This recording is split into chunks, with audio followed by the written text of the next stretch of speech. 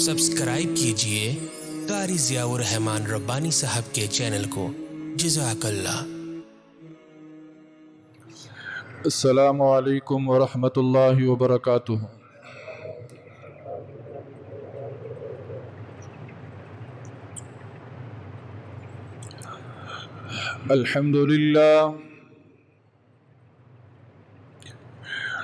الحمد للہ وکفی وسلام علی عباده الذین اصطفى،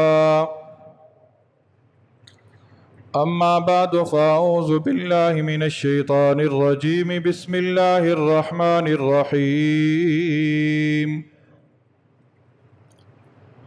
وما خلقت الجن والانس الا ليعبدون۔ وفي مقام يوم لا ينفع مال ولا بنون إلا من أتى الله بقلب سليم۔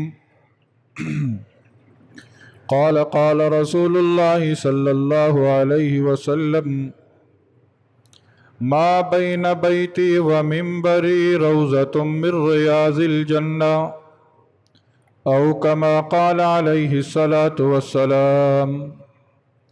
آمنت بالله صدق الله ومولانا العظيم، وصدق رسوله النبي الكريم، ونحن على ذلك لمن الشاهدين والشاكرين، والحمد لله رب العالمين۔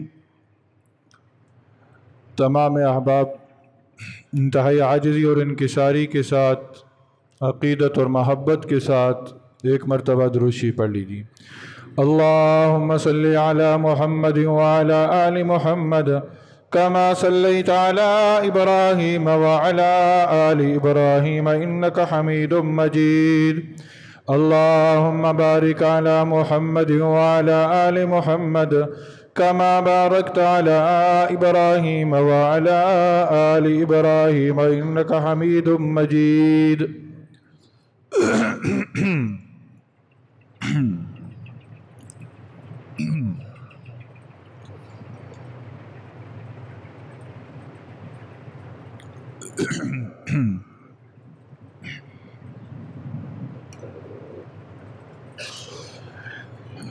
میرے انتہائی واجب الاحترام سامعین اعظم، گزشتہ جمعۃ المبارک میں آپ حضرات کی خدمت اقدس میں اسلام کے بنیادی جو رکن ہیں ان میں سے ایک رکن حج، اس کے متعلق کچھ گزارشات عرض کی تھیں۔ محترم سامعین گرامی قدر، میرا اور آپ کا دنیا میں آنے کا مقصد کیا ہے؟ ہم دنیا میں کیوں آئے ہیں؟ اللہ رب العزت نے جتنی بھی مخلوقات کو پیدا کیا ہے، ہر مخلوق کا کوئی نہ کوئی مقصد ہے۔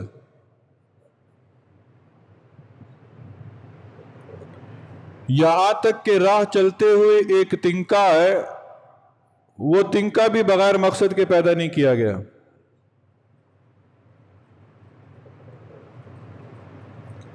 حضرت موسیٰ علیہ السلام تشریف فرما ہے، اوپر سے چھپکلی کا گزر ہوا کہ اس کی رال ٹپکی اور حضرت موسیٰ علیہ السلام پر آ پڑی۔ تو موسیٰ علیہ السلام نے اللہ سے کلام کیا، چونکہ موسیٰ کلیم اللہ تھے، اللہ سے کلام کیا کرتے تھے۔ تو موسیٰ علیہ السلام نے اللہ کی بارگاہ میں کہا کہ اے اللہ، اس چھپکلی کو تو نے کیوں پیدا کیا؟ اس کا کیا مقصد ہے؟ یہ انسان ہے نا، سوچتا ہے کہ یہ باقی چیزیں جو اتنی ہیں ان کا کیا مقصد ہے؟ تو حضرت موسیٰ علیہ السلام نے اللہ سے کہا کہ اے اللہ، اس چھپکلی کو تو نے کیوں پیدا کیا؟ اس کی پیدائش کا مقصد کیا ہے؟ تو اللہ نے جواب دیا، اے موسیٰ،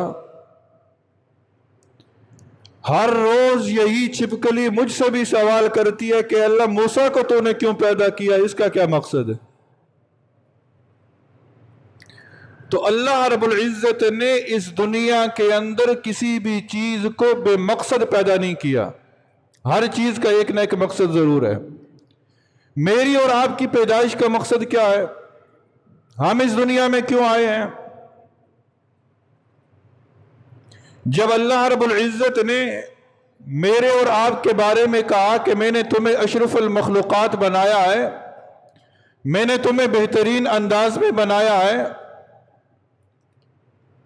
یہ جو آج ہم برادریوں میں بٹے ہوئے ہیں نا، کوئی کہتا ہے میری فلاں برادری، کوئی کہتا ہے میری فلاں برادری، میرا فلاں قبیلہ، اور پھر ان برادریوں پہ فخر کیا جاتا ہے۔ ہم برادریوں پر فخر کرنے کے لیے اس دنیا میں نہیں آئے۔ یہ تو اللہ نے ہمیں جو تقسیم کیا ہے مختلف برادریوں کے اندر، قبائل کے اندر، یہ اس لیے کہ تاکہ دنیا کے اندر ہماری پہچان ہو، لتعارفوا، تاکہ تم پہچانے جا سکو۔ اللہ کے نزدیک تو زیادہ عزت والا وہی ہے کہ جس کے دل کے اندر خوف خدا ہے۔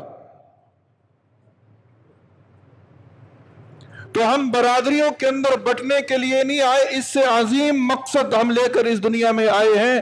وہ مقصد کیا ہے؟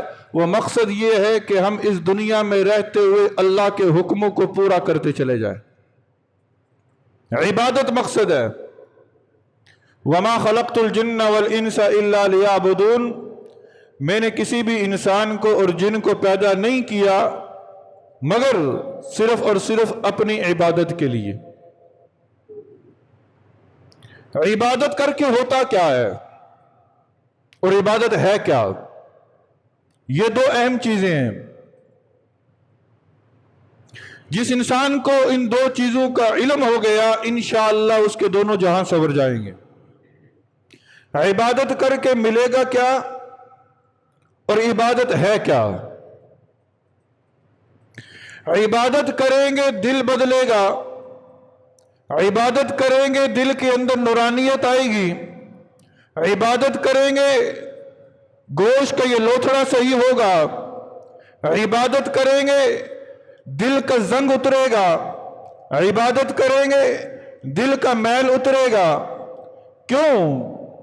کہ جب انسان ایک گناہ کرتا ہے، گناہ کرنے کے بعد دل پر ایک سیاہ نقطہ لگ جاتا ہے، اس کے بعد اگر یہ عبادت کرتا ہے تو وہ سیاہ نقطہ مٹ جاتا ہے۔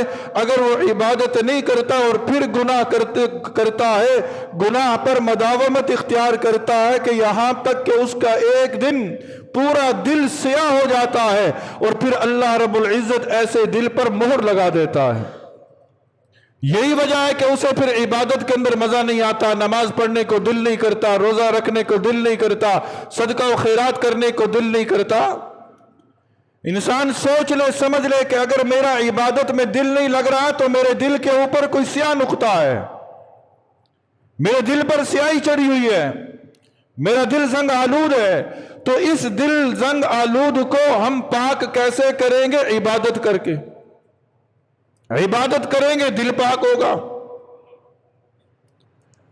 اللہ رب العزت کی مطلوبہ چیزوں میں سب سے زیادہ اہم جو مطلوبہ چیز ہے وہی پاک دل ہے، وہ پاک دل ہے۔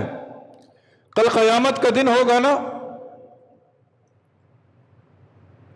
آپ کہتے ہیں میرے پاس اتنی نمازیں ہیں، اتنے روزے ہیں، اتنی زکوٰۃ ہے، اتنا حج ہے، میں تو اللہ کی بارگاہ میں یہ پیش کر دوں گا۔ اللہ رب العزت کل قیامت کے دن ہم سے مانگیں گے کیا؟ کس چیز کو مانگیں گے؟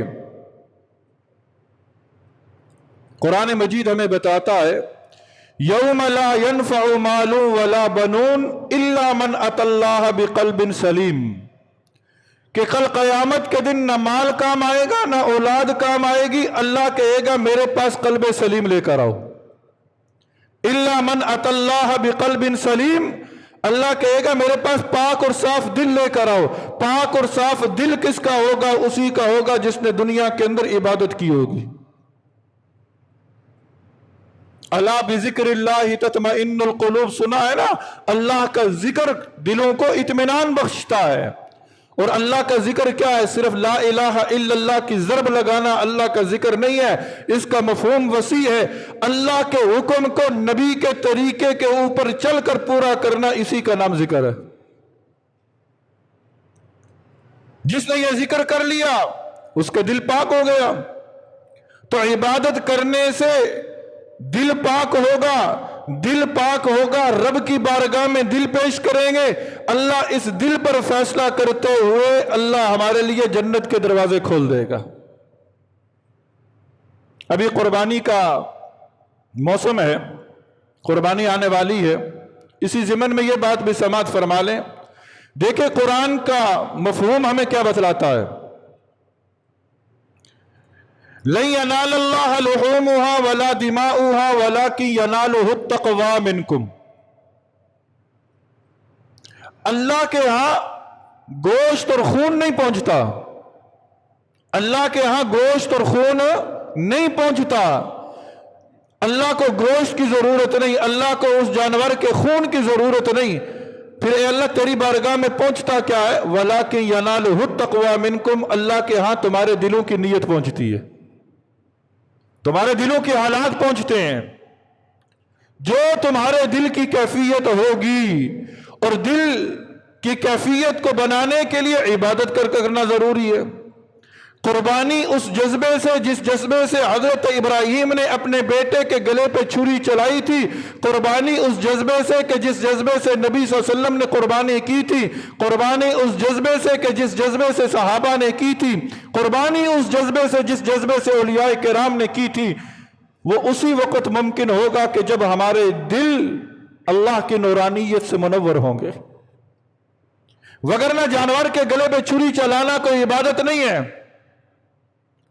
اپنے جذبے کو قربان کرنا یہ عبادت ہے، اپنے جذبے کو، اپنی نفسانی خواہشات کو قربان کرنا، اس کا نام ہے قربانی۔ اور یہ کب ممکن ہوگا؟ جب ہم عبادت کریں گے۔ تو عبادت کرنے سے دل پاک ہوگا، دل پاک ہوگا، اللہ جنت میں داخل کر دے گا۔ عبادت کرنے سے یہ ملتا ہے۔ اور عبادت ہے کیا؟ شروع میں عرض کیا کہ عبادت کرنے سے ملتا کیا ہے اور عبادت ہے کیا؟ عبادت نام ہے اللہ کے حکم کو پورا کرنا، اللہ کے حکم کو پورا کرنا۔ اس عبادت کو سمجھنا ہے تو سفر حج کو سمجھ لو، عبادت کے مفہوم کو سمجھنا ہے تو سفر حج کو سمجھ لو، عبادت کا مفہوم سمجھ آ جائے گا، پتہ چل جائے گا کہ عبادت کس چیز کا نام ہے۔ گزشتہ جمعہ میں حج کے کچھ متعلقات عرض کیے تھے، آج اختصار کے ساتھ مسجد نبوی اور مدینہ منورہ کی حاضری بھی عرض کرنی ہے، اور پھر قربانی کے کچھ مسائل بھی عرض کرنے ہیں انتہائی اختصار کے ساتھ۔ ہم کہتے ہیں عبادت، ہم نے عبادت سمجھ لیا، نماز پڑھ لو عبادت ہو گئی، روزہ رکھ لو عبادت ہو گئی، سجدے کر لو عبادت ہو گئی، قرآن کی تلاوت کر لو عبادت ہو گئی۔ ہم نے عبادت کے مفہوم کو اتنا سمجھ لیا ہے، نہیں، عبادت کا مفہوم وسیع ہے۔ زندگی کے جس موڑ پر اللہ کا جو حکم تمہاری طرف متوجہ ہو اس حکم کو پورا کرو، اسی کا نام عبادت ہے۔ کیا مطلب؟ کیا مطلب؟ اللہ اپنے بندے کو اپنے گھر کی زیارت کے لیے بلاتا ہے، اپنے گھر کے لیے زیارت کے لیے بلاتا ہے۔ ادھر حکم ہے جب اللہ کے گھر میں آؤ زیب و زینت اختیار کر کے آؤ۔ مسجد کے اندر جب رب بلاتا ہے نا نماز کے لیے، حکم کیا ہے؟ زیب و زینت اختیار کر کے آؤ، پاک صاف ہو کر آؤ، خوبصورت بن کر آؤ۔ چاہیے تو یہ تھا کہ ہم اللہ کے اس گھر میں جا رہے ہیں جو روئے زمین پہ سب سے پہلا گھر ہے، جہاں پر رب کی انوار و تجلیات برستی ہیں، وہاں بھی میں جاؤں زیب و زینت اختیار کر کے، مہنگے سے مہنگا لباس پہن کر، مہنگی سے مہنگی خوشبو لگا کر۔ اس گھر کی زیارت کے لیے جب پہلی مرتبہ تم اس کے گھر کو دیکھنے کے لیے جاؤ گے، اگر مہنگا سے مہنگا لباس پہن کر جاؤ گے، مہنگی سے مہنگی خوشبو لگا کر جاؤ گے، تو یاد رکھنا تمہارا یہ جانا عبادت نہیں بلکہ گناہ تصور کیا جائے گا۔ یا اللہ کا حکم کیا ہے؟ اللہ کا حکم یہ ہے کہ اپنے جسم کے اوپر جو مہنگے کپڑے انہیں اتار اور 2 انسلی چادریں پہن لیں۔ اگر اس حکم کو پورا نہیں کریں گے تو ہمارا جانا بیکار ہے. اب اللہ کا حکم پورا کرنا اسی کا نام عبادت ہے. اب بندہ کہے کہ میں مہنگی سے مہنگی خوشبو لگاؤں، نہیں، احرام کی چادریں باندھ کر خوشبو نہ لگانا، خوشبو نہ لگانا. میں خوبصورت ہوں، خوبصورتی کو پسند کرتا ہوں، پر اس وقت جب تم میرے گھر کی زیارت کے لیے آئے ہو تمہاری پراگندہ حالت مجھے زیادہ پسند ہے، تمہاری پراگندہ حالت مجھے زیادہ پسند ہے، خوشبو لگا کر نہ آنا. اب حاجی احرام باندھ کر خوشبو نہیں لگاتا، بغیر خوشبو کے جاتا ہے. صابن استعمال نہیں کرتا، بغیر خوشبو کے، بغیر صابن کے جاتا ہے. ایک بندہ کہے میرے چہرے پر مٹی پڑ گئی، میرے جسم پہ مٹی پڑ گئی، اور میں تو صبح شام غسل کرنے والا، بالوں کے اندر شیمپو استعمال کرنے والا، میں تو کیا کروں، اب شیمپو استعمال کروں؟ نہیں، چیزوں کا استعمال نہیں کرنا. اسی حالت میں میرے گھر کو آؤ گے تو میں تمہاری اس سعی کو عبادت سمجھوں گا، میں تمہاری اس کوشش کو عبادت سمجھوں گا. اور ہاں، اگر عبادت کے اعلیٰ درجے پر فائز ہونا چاہتے ہو، اگر عبادت کے اعلیٰ درجے پر فائز ہونا چاہتے ہو تو سنو، میرے گھر میں آنا، کیا چیز لے کر، کیا چیز لے کر آنا. حضرت ابراہیم بن ادم رحمہ اللہ بہت بڑے بزرگ گزرے ہیں، اللہ والے گزرے ہیں. وہ اللہ کے گھر کی زیارت کے لیے گئے نا، تو 2.5 سال کے بعد وہ کہاں پہنچی ہے؟ بیت اللہ. یہاں سے حاجی جاتا ہے 4 گھنٹے، 4.5 گھنٹے، 5 گھنٹے، 6 گھنٹے کے بعد حرم پاک کے اندر پہنچ جاتا ہے. ابراہیم بن ادہم 2.5 سال کے بعد مقام بلخ سے چلے تھے اور مکہ مکرمہ پہنچے ہیں. اور ان کے جانے کا انداز کیا تھا؟ آج حاجی جاتا ہے بہترین جہاز پر، ایئر کنڈیشن جہاز پر، بہترین بسوں پر سفر ہوتا ہے، اور پھر بھی زبان پر گلے اور شکوے ہوتے ہیں. یاد رکھنا رب کیا کہہ رہا ہے، میرے پاس لے کر کے آنا. اور اسی بات کو ابراہیم بن ادم بیان کرتے ہیں کہ میں گیا، میرا ہر قدم اٹھتا تھا بیت اللہ کی طرف، ہاتھ میں لوٹا تھا، ہاتھ میں مسلح تھا. ایک قدم اٹھتا میں مسلح بچھاتا اور 2 رکعت نفل نماز شکرانے کے پڑھتا تھا کہ اے اللہ تیرا کرم ہے کہ میرا یہ قدم تیرے گھر کی زیارت کے لیے اٹھا ہے. ہر قدم پر نفل، ہر قدم پر نفل، ہر قدم پر نفل. 2.5 سال کے بعد بیت اللہ کے سامنے پہنچے، بیت اللہ کے سامنے پہنچ کر دعا مانگی کہ اے اللہ لوگ تیرے گھر میں قدموں کے بل چل کے آتے ہیں، میں تیرے گھر میں پلکوں کے بل چل کے آیا ہوں، اللہ میری حاضری قبول فرما. لیکن بات یہاں ختم نہیں ہے. دور دیکھا ایک جمگھٹا لگا ہے، ایک جماعت کھڑی ہے کہ اس پر انوار و تجلیات کی بارش ہو رہی ہے. اللہ والے جو ہوتے ہیں نا، وہ انوار و تجلیات کو دیکھ لیتے ہیں، وہ انوار و تجلیات کو برستے ہوئے دیکھ لیتے ہیں. ابراہیم بن ادم نے کہا کہ پلکوں کے بل چل کے میں آیا ہوں، مجھ پر اتنے انوار نہیں برس رہے جتنے اس جماعت پر برس رہے ہیں. وجہ کیا ہے؟ معلوم کرنے پر پتا چلا کہ وہاں وقت کی ولیہ رابعہ بصریہ تشریف فرما ہے. عورتیں بھی ولیہ تھیں، رابعہ بصریہ ہیں. پیغام بھیجا، رہو رابعہ سے پوچھو کہ وہ کون سا عمل کر کے آئی ہے، وہ کون سا عمل کر کے آئی ہے کہ اس پر زیادہ انوار و تجلیات برس رہے ہیں. حضرت رابعہ بصریہ نے پیغام بھیجا، او ابراہیم تو سر نیاز لے کر آیا ہے، میں دل نیاز لے کر آئی ہوں. تو سر کو جھکا جھکا کے آیا ہے، میں دل کو جھکا جھکا کے آئی ہوں. پتہ یہ چلا اللہ کے گھر جو جاتا ہے وہ دل نیاز لے کے جاتا ہے. دل کے اندر اس کی محبت، دل کے اندر اس کی قدر، دل کے اندر اس کا خوف، دل کے اندر اس کی خشیت. جب یہ دلوں کے اندر آ جاتا ہے تو پھر اللہ رب العزت رحمت کے دروازوں کو کھول دیتا ہے. اسی بات کو سامنے رکھ کر ہم موجودہ حالات کو بھی دیکھتے ہیں. آج ہمارے اس روئے زمین پر اور خاص طور پر اس دھرتی کے اوپر خوف خدا نہ رہا، اسی وجہ سے آسمان سے برکتوں کا اترنا بند ہو گیا. آج برکتیں نہیں اتر رہی، رحمتیں نہیں اتر رہی. تو بہرحال رابعہ بصریہ نے کہا کہ میں دل نیاز لے کر آئی ہوں. پھر حاجی کہے کہ جب میں وہاں پہنچوں میں اکڑ کے نہ چلوں، رب کا حکم ہے اکڑ کر چل، اسی کا نام عبادت ہے. फिर हाजी एक वक्त आता है, बैतुल्लाह को छोड़ देता है, खुले मैदान की तरफ चला जाता है, जहां चटियल मैदान है, काले पहाड़ है, कोई ऐसी चीज नहीं, सरसब्ज और शादाब चीज नहीं जिसे देखे बंदा कहे मैं लाखों रुपए लगा के आया, मैं तो बैतुल्लाह को नहीं छोड़ूंगा, जहां 1 लाख नमाज का सवाब है, मैं यही रहूंगा। रब कहता है अगर यहीं रहेगा तो तेरा हज नहीं होगा, तेरा हज नहीं होगा, तुझे मिना जाना पड़ेगा। अब मिना जाना अल्लाह का हुक्म पूरा करना है और इसी का नाम इबादत है।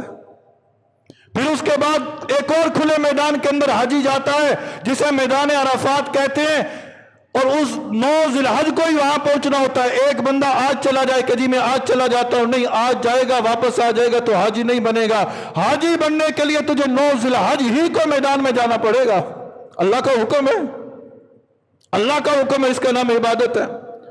फिर उस दिन बंदा कहे मैं हज करने के लिए आया हूं, मैं आज मगरिब की नमाज मैदान अराफात के अंदर पढ़ूंगा, उस दिन मगरिब की नमाज मैदान अराफात के अंदर पढ़ना गुनाह है, क्योंकि अल्लाह का हुक्म ही नहीं है। अल्लाह का हुक्म है निकल जाए यहां से, तो पता चला अल्लाह का हुक्म पूरा करना इसी का नाम इबादत है। फिर अगला मैदान है मुज़दलिफा, वहां चला जा, वहां मगरिब और ईशा की नमाज इकट्ठी पढ़, चाहे रात के जिस पहर भी पहुंचे, रात जिस पहर भी पहुंचे। अब कहे कि जी मैं ये नमाजें इकट्ठी कहाँ करूं, मैं पहले पढ़ लेता हूं, नहीं, उस दिन अलग अलग नमाजें पढ़ेगा। मगरिब की मगरिब के वक्त में, ईशा की ईशा के वक्त में तो गुनाहगार होगा, दोनों नमाजों को इकट्ठा करना पड़ेगा, इसी का नाम इबादत है। हज हमें इबादत का मफहूम सिखाता है। और फिर हाजी जब हज कर चुकता है ना, आमाल कर चुकता है मक्का में, फिर इसे हुक्म है आजा मदीना की तरफ, आजा मदीना की तरफ। आमाल तूने मक्का की धरती पर किए, आमाल तूने अराफात के अंदर किए, मुज़दलिफा के अंदर किए, मिना के अंदर किए, अब तू वापस पलटने लगा है अपने मुल्क को। याद रख तेरे आमाल तो हो चुके, पर इन आमाल पर कबूलियत की मोहर नहीं लगी। कबूलियत की मोहर लगवाने के लिए बंदा फिर मोहम्मद रसूलुल्लाह के दर पे जाता है, मदीना मुनव्वरा जाता है। जी हाँ मेरे दोस्तों, मदीना मुनव्वरा का सफर भी बड़ा इश्क मस्ती का सफर है, इश्क मस्ती का सफर है। वो सफर है, वो दिन है कि जिस दिन की याद में सारी जिंदगी के दिन गुजार दिए हैं। यहां बंदा गुंबद खिजरा का जिक्र सुनता है, आलम तसव्वुर में वहां पहुंच जाता है। और उस वक्त का आलम क्या होगा जब ये आंखें होंगी और सामने गुंबद खिजरा होगा, सामने गुंबद खिजरा होगा। हाँ, चश्मे तसव्वुर के अंदर इस बात को लेकर आए कि अल्लाह हमारे मुकद्दर में भी वो सफर कर दे। जब हाजी मक्का को छोड़कर मदीना की तरफ जाता है, लबों पर दुरूद के नगमे होते हैं। फिर एक मकाम आता है कि जहां से मस्जिद नबवी के मीनार नजर आते हैं, मस्जिद नबवी के मीनार दूर से नजर आते हैं। हाँ, आज तो उस शहर में जा रहा है, आज तो उस शहर में जा रहा है। हजरत इमाम जाफर सादिक रहीमहुल्लाह फरमाते हैं, नवासा रसूल है, अहले बैत में से इनका ताल्लुक है। हजरत इमाम जाफर और हजरत दाऊद तई रहीमहुल्लाह 2 दोस्त थे, इनकी आपस में गुफ्तगू हो रही थी।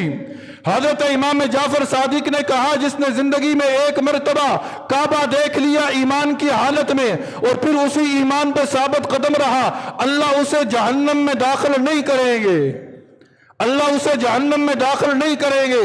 हजरत दाऊद तई रहमतुल्लाह बैठे थे, कहा कि ए इमाम साहब, आपने अपने ज़ौक़ में बात की, आपने अपने शौक में बात की। मैं बताऊं, जिसने एक मर्तबा मदीना देख लिया, नबी का रोजा देख लिया, अल्लाह उसे जरूर जन्नत में दाखिल करेंगे, अल्लाह उसे जरूर जन्नत में दाखिल करेंगे। हाँ हाँ, आज तो उस शहर में जा रहा है कि जिस शहर में जब नबी पहुंचे थे, मदीना मुनव्वरा वालों ने कुर्बानी की इंतहा कर दी थी, अखुवत की मिसालें कायम कर दी थी, ईसार की मिसालें कायम कर दी थी। आज तो उस धरती पर कदम रखने जा रहा है कि जिस धरती पर आसमान से फरिश्ते रब की रहमतों का नज़ूल लेकर नबी सल्लल्लाहु अलैहि वसल्लम के रोज़ा अतहर पर नाज़िल होते हैं। आज तो उस धरती पर जा रहा है कि जब हमारे अकाबिरीन, हमारे बुजुर्ग, अल्लाह वाले, नबी से मोहब्बत करने वाले बीर अली से आगे जाते थे, अपने जूते उठाकर सर पर रख लेते थे। लोग कहते, बुजुर्गों अल्लाह वालों, जूते क्यों उतार लिए, जूते क्यों उतार लिए, नंगे पांव क्यों चल रहे हैं? कहती है ये अदब की जगह है, ये अदब की जगह है। मैं जूता इसलिए नहीं पहन रहा कि हो सकता है कहीं नबी यहां चले हो और नबी के कदमों पर मेरा जूता आ जाए। वो इतना अदब से मदीना की धरती पर चलते थे। और फिर आगे बढ़ता है हाजी। एक वक्त आता है,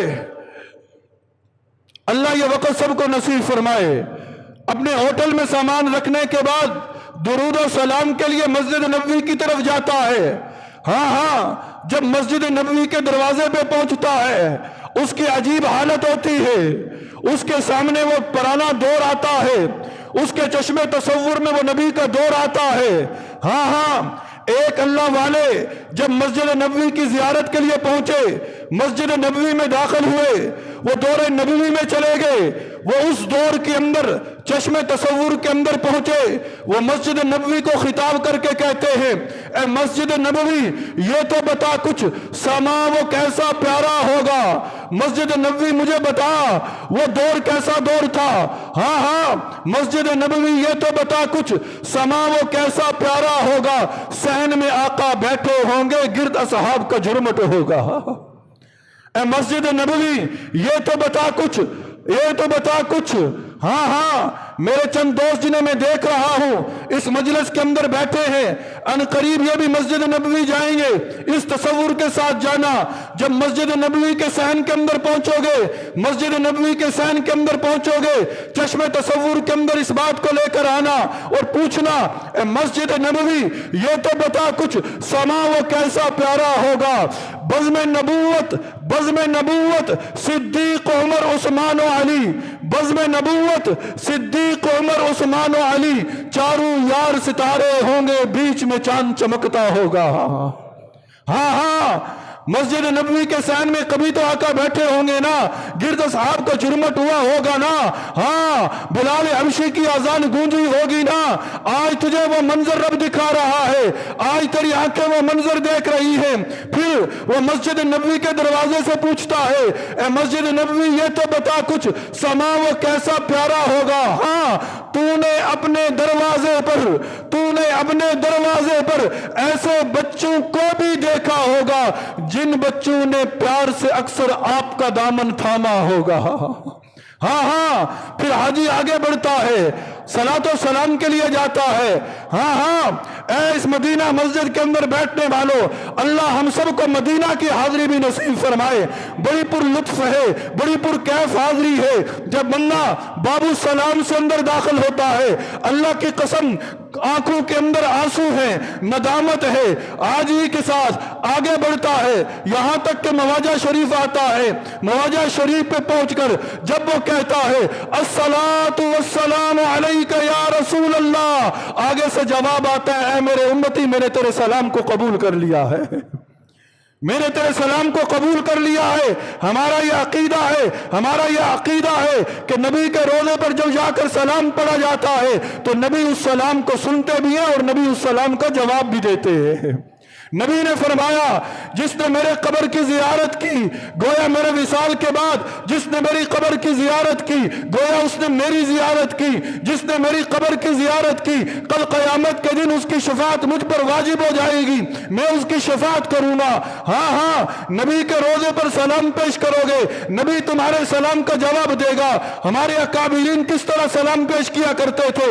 हजरत अहमद अली लाहौरी रहमहुल्लाह, शेख तफसीर, जाओ इनकी कब्र पर कितना सुकून है। मियानी साहब के बीचों बीच हजरत अहमद अली लाहौरी की कब्र है। कभी जाओ इस कब्र पर, अल्लाह की कसम, इस कब्र पर आज भी अनवार तजल्लियात की बारिश हो रही है। यह हजरत अहमद अली लाहौरी मदीना मुनव्वरा में है, नवाजा शरीफ के सामने जा रहे हैं। मुरीद पूछता है, हजरत हाजिरी कैसे दे? हजरत फरमाते हैं कि आज अपने कलमे पर नबी को गवाह बना लो, अपने कलमे पर नबी को गवाह बना लो। अबू तालिब को कहा था नबी ने, ऐ चचा जान, मेरे कान में कलमा पढ़ लो, कल कयामत के दिन में आपके ईमान की गवाही दूंगा। आप नबी के रोजे पर कलमा पढ़ लो, नबी तुम्हारे ईमान की कल कयामत के दिन गवाही देगा। कल क़यामत के दिन गवाही देगा। और पीर अहमद अली लाहौरी रहमतुल्लाह ने फरमाया, अपने ईमान की तजदीद करो। वह ईमान वाला अपने ईमान की तजदीद करता है। कैसे करता है? हम यहाँ कलमा पढ़ते हैं, अशहदु अल्ला इलाहा इल्लल्लाह व अशहदु अन्ना मुहम्मदन अब्दुहु व रसूलुहु। ऐ अल्लाह, मैं गवाही देता हूँ तू एक है। मैं गवाही देता हूँ कि मोहम्मद सल्लल्लाहु अलैहि वसल्लम आपके रसूल और आपके बंदे हैं। लेकिन जब हाजी नवाजा शरीफ के सामने पहुंचता है, नबी के रोजे के सामने पहुंचता है, वो जाकर क्या कहता है?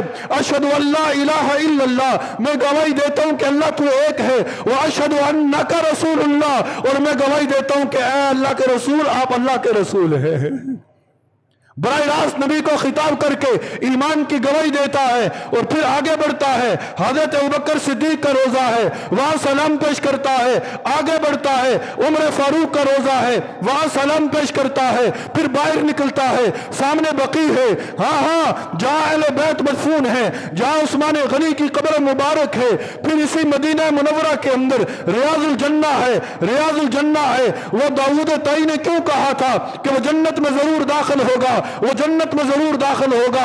किस बुनियाद पर कहा था? वहां रियाजुल जन्ना है। कौन सा हिस्सा है? नबी ने कहा, मेरे घर और मिंबर के दरमियान, मेरे हुजरे और मिंबर के दरमियान जो हिस्सा है, वो जो जन्नत के बागों में से एक बाग है, वो जन्नत का टुकड़ा है। जो एक मर्तबा जन्नत में चला गया, रब उसे जन्नत से कभी निकालेगा नहीं, कभी निकालेगा नहीं। रियाजुल जन्ना है, वहां नफल पढ़ोगे, ऐसे होगा जैसे तुमने जन्नत के टुकड़े पर नफल पढ़ लिए। और फिर दुआ मांगना, ऐ अल्लाह, तूने मेरे गुनाहों के बावजूद, मेरी गलतियों के बावजूद आज मुझे जन्नत के टुकड़े पर लाकर बिठा दिया है, अल्लाह भी जन्नत से बाहर ना निकालना। आप कुरान पढ़ते हैं ना, मुतअद्दिद मकामात पर जन्नत का जिक्र आता है। आगे क्या होता है? खालिदीन फीहा अबदा, या उसमें हमेशा रहेंगे। हुम फीहा खालिदून, उसमें हमेशा रहेंगे। तो जो एक मर्तबा जन्नत में चला गया, वो हमेशा हमेशा जन्नत में चला गया। तो नबी ने कहा है कि वो जन्नत का टुकड़ा है। फिर उस जन्नत के टुकड़े पर चंद सुतून है। यहां लोग फख्र करते हैं मेरी डिफेंस में कोठी, यहां लोग फख्र करते हैं मेरा बेटा कनाडा, मेरा बेटा अमेरिका, मेरा बेटा इंग्लैंड। यहां लोग अपनी वजारत पे फख्र करते हैं, यहां लोग अपनी गवर्नरी पर फख्र करते हैं, माल और दौलत पे फख्र करते हैं। ओ हाजी, अपनी किस्मत पे नाज करना उस वक्त कि जब तू उस सतून के सामने नमाज पढ़ेगा, जिसे उस तवाना हनाना कहा जाता है, जो नबी की जुदाईगी में रोया था और फिर नबी ने उसे अपने सीना मुबारक से लगाया था। वहां उस्तवाना आयशा है, कई सतून है, वहां उस्तवाना आयशा है। नबी ने फरमाया था, ऐ मेरे सहाबा, ये वो जगह है जिस जगह की अजमत का अगर किसी को पता चल जाए तो इस जगह पर बैठने के लिए लोग कुरान अंदाजी करेंगे। आज रब तुझे वहां बिठा रहा है। वहां उस्तवाना तौबा है कि जहां सहाबा ने अपने आप को बांध लिया था, अल्लाह ने जिब्राइल अमीन को दौड़ाया था, जा जिब्राइल मेरे नबी के यारों को बता दे कि मैंने इनकी तौबा को कबूल कर लिया है। यहाँ उस्तवाना वफूद है, जहां नबी वफूद से मुलाकात किया करते थे। रियाजुल जन्ना का टुकड़ा जहां नबी इमामत करवाया करते थे, और रियाजुल जन्ना के टुकड़े पर कोई इंच भी ऐसी जगह नहीं है कि जहां किसी सहाबी की पेशानी न लगी हो। ऐ हाजी, तो कितना खुश नसीब है कि आज तेरी पेशानी वहां टकरा रही है जहां किसी सहाबी रसूल की पेशानी टकराई थी। क्या बताऊं? फिर उससे पीछे आ जा, वहां क्या है?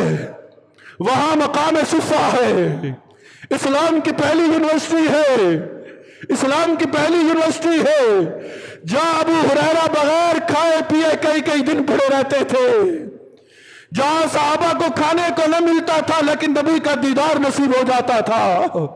वो नबी का दीदार करके जी लेते थे। वो मकाम असहाब सुफ़ा के चबूतरे पे हाजी बैठता है। फिर वहां मस्जिद कुबा है, वहां मस्जिद किबलतैन है, वहां मकाम ओद है, जहां शुहदाए ओद आराम फरमा रहे हैं, जहां हजरत अमीर हमजा आराम फरमा रहे हैं। तो हाजी उन जगहों की जियारत करके जब अपने घर को लौटता है तो ऐसे लौटता है कि गुनाहों से बिल्कुल पाक होता है, गुनाहों से बिल्कुल पाक होता है। उसी मदीने के अंदर आराम करने वाले नबी ने कहा है, आखिरी जुमले, उसी नबी ने कहा है कि जो इस्तिताअत होने के बावजूद कुर्बानी न करे, इस्तिताअत होने के बावजूद कुर्बानी न करे, वो हमारी ईदगाह के करीब ना आए, हमारी ईदगाह के करीब ना आए। मौजूदा हालात परेशान कुन है, माना के परेशान कुन है, हम सारे इसी भंवर में फंसे हुए हैं, लेकिन जिन्हें रब ने इस्तिताअत दी है वो भी पीछे हट रहे हैं। कुर्बानी करें। जरूरी नहीं है 1,00,000 2 लाख का जानवर खरीद कर गली की नुक्कड़ पर बांध कर नमाइश करें। किसी बड़े जानवर में हिस्सा रख लें, 10,000 में, 12,000 में, 14,000 में कुर्बानी हो जाएगी, सुन्नत पर अमल हो जाएगा। यही जानवर कल क़यामत के दिन पुल सरात पर तुम्हारी सवारी बन जाएगा, आखिरत के अंदर फायदा बन जाएगा। इसलिए जिन्हें रब ने इस्तिताअत दी है 10 से 15,000 ऐसी रकम है कि इंसान वहां तक पहुंच सकता है, पहुंच के अंदर आ सकती है ये रकम। वैसे भी तो इंसान फजूल खर्ची कर देता है, बहुत सारे मौक़ों पर इंसान इंतजाम कर देता है ना, लेकिन यहां भी इंतजाम करे। और इस्तिताअत नहीं है फिर भी कोशिश करे, अल्लाह से मांगे, इंशाअल्लाह अल्लाह उसके लिए रास्ते आसान कर देगा। कुर्बानी करें, खून बहाएं, ताकि ये बिगड़े हुए हालात सुधर जाएं, बिगड़े हुए हालात सुधरें। कुर्बानी करें ताकि हालात अल्लाह रब्बुल इज्जत की बारगाह में कुर्बानी हम पेश करें तो अल्लाह हमारे बदले हुए हालात को संवार दे। अल्लाह रब्बुल इज्जत आपकी कुर्बानी को भी कबूल फरमाए। ये सारी गुफ्तगू मैंने की है, ये तमाम तर इनामात और इकराम उसे मिलते हैं जो बंदा यहाँ हुकूकुल इबाद को पूरा करके जाता है। ये मैंने फजाइल तो सुनाए हैं, ये सारे हुकूकुल्लाह के साथ ताल्लुक़ रखते हैं, हुकूकुल्लाह के साथ ताल्लुक़ रखते हैं। अल्लाह अपने हक माफ़ कर दे, कोई उसे पूछने वाला नहीं, लेकिन हुकूकुल इबाद उस वक्त तक माफ़ नहीं होंगे जब तक कि बंदा माफ़ ना करे। तो मेरा आपके साथ ताल्लुक़ जो है वो हुकूकुल इबाद का है। मैं यहाँ इमाम हूँ, आप मेरे मुक़्तदी हैं। आपकी दुआओं से, अल्लाह रब्बुल इज़्ज़त के फजल व करम से आज जुमा मैंने यहाँ पढ़ाना है। अगले जुमे को इंशाअल्लाह अल्लाह ने चाहा तो मैं मैदान अरफात में होऊंगा। अल्लाह ने मुझे अपने घर की ज़ियारत के लिए बुलाया है। मेरी आपसे हाथ जोड़कर दरख्वास्त है, हाथ जोड़कर मैं आपसे माफ़ी मांगता हूँ। अगर दौरान गुफ्तगू किसी की दिल आज़ारी हुई हो, किसी की दिल आज़ारी करना यहाँ मकसूद नहीं होता, लेकिन अगर किसी की दिल आज़ारी हुई हो तो मैं हाथ जोड़कर आपसे माफ़ी मांगता हूँ, माफ़ फरमा दीजिएगा। वैसे भी यहाँ रहते हुए मेरे पड़ोसी भी यहाँ मौजूद हैं, मस्जिद के पड़ोसी भी, मैं सबसे इनफरादी तो मांग नहीं सकता, इज्तमाई मांगते हुए मुझे शर्म कोई नहीं है। मैं सबसे माफ़ी मांगता हूँ कि अल्लाह के रज़ा के लिए मुझे माफ़ कर दीजिएगा। ज़िंदगी रही तो इंशाअल्लाह वल अज़ीज़ फिर मुलाकात होगी, और मैदान अरफात के अंदर ज़िंदगी रही इंशाअल्लाह अगर पहुँचा तो मेरा आपसे वादा है कि इंशाअल्लाह हर मकाम पर मैं आपको दुआओं में ज़रूर याद रखूँगा। अल्लाह ताला हम सब की इस गुफ्तगू को अपनी बारगाह में कबूल फरमा कर हमारी नजात का ज़रिया बना दे। अल्लाह रब्बुल इज़्ज़त।